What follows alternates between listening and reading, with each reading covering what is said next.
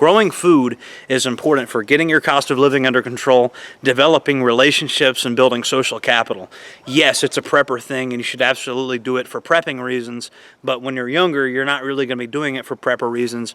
You're going to be doing it more for social capital reasons. Now, the relationships you build are extremely important, and if you look at like the breakup of Yugoslavia and stuff like that, people that were engaged in preparedness activities early on actually ended up having significant positions of power and authority later on in life. The reason I keep on bringing up, Archon's tigers is this man could definitely be described as a prepper. This person was consolidating resources. He knew that there was a conflict coming, and he was ready for it. This Archon of Archon's tigers in Serbia is, for all intents and purposes, this man was a prepper. 100%. You can classify this person as a prepper. Right? And this is a person that kind of saw the writing on the wall, kind of saw where things are going, and like pretty much anybody can see like the US dollar, inflation is not going to the US dollar is not magically going to be worth more because of Trump. All right? Now, I'm not saying that I dislike Trump. Trump is, he's not asleep at the wheel like the last president was. We had a drunk driver at the wheel of the entire country. All right, I understand that, 100%. But if you think Trump is going to magically raise the value of the U.S. dollar, this is something that took many, many, many decades.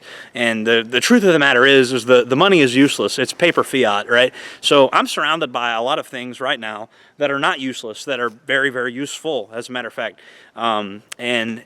I personally, I'm not saying you should panic and liquidate all your assets, but I am saying that you need to focus on more things that have real world value. In California, you got a bunch of people going out to public land and just planting stuff and watering it frequently.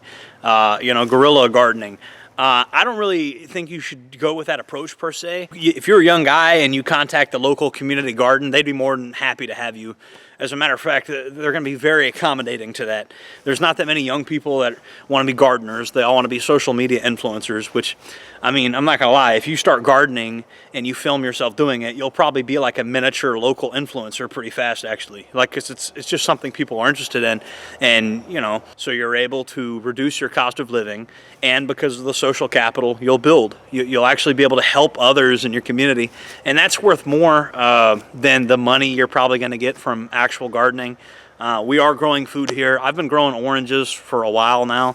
I've just planted yet another. What kind of Florida man would I be if I wasn't growing orange trees, right? But yeah, I also grow beauty berries, which also, the beauty berries grow naturally out here, so it's easy as hell to grow them. I got blackberries, beauty berries, blueberries. Family, friends, somebody's got to own some land. If not, you're hanging out with the wrong people, right? Start growing some stuff. It's going to reduce your cost of living. It's going to give you something productive to do. You're going to be outside. You're going to be cultivating new friendships and relationships. You'll probably have excess food to give to somebody. So you'll be creating value in other people's lives. People are going to want to be around you. There's a million reasons to do this. It goes beyond just the simple food itself. Oranges are good. Limes are good. Limes are good because you can squeeze the limes out into your food. So if you're stockpiling beans and rice and shit like that, like in my other video, people get scurvy. Not enough people are stockpiling stuff with vitamin C in it, and so to be able to squeeze out the limes and put it in your food so your people don't get scurvy and lack vitamins and stuff like that. People need vitamins. You've probably heard people say before that they want a money-making tree. Well, that doesn't exist unless you work for the Federal Reserve. But I tell you what you do have, you can have a food-making tree, and food costs money. So if you're producing your own food, you're saving money. You're lowering your cost of living.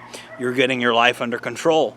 You're doing things that are within your power to make yourself and your family and the people around you. You're elevating the people around you. This gives you real social status. This actually matters in society, and your whole life is going to get better if you start growing food. I know that sounds crazy.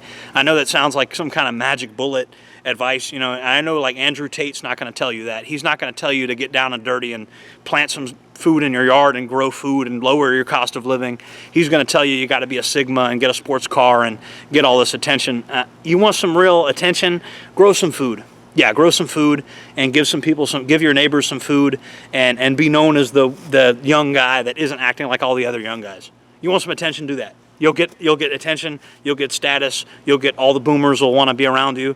All the losers that are your age that have no money, they'll be repulsed by you because they're too busy buying Louis Vuitton handbags and pretending to be rich.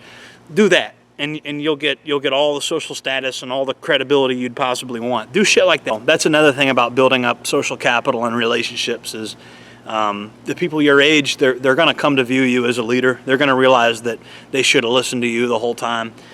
Just be patient, you know. It's already happening with me on some level. So, you know, Jordan Jareb reminding you that we need a new generation of leaders. We need people to grow food. We need people that are actually willing to help make the world a better place instead of complaining. Jordan Jareb signing off. Grow some fucking oranges.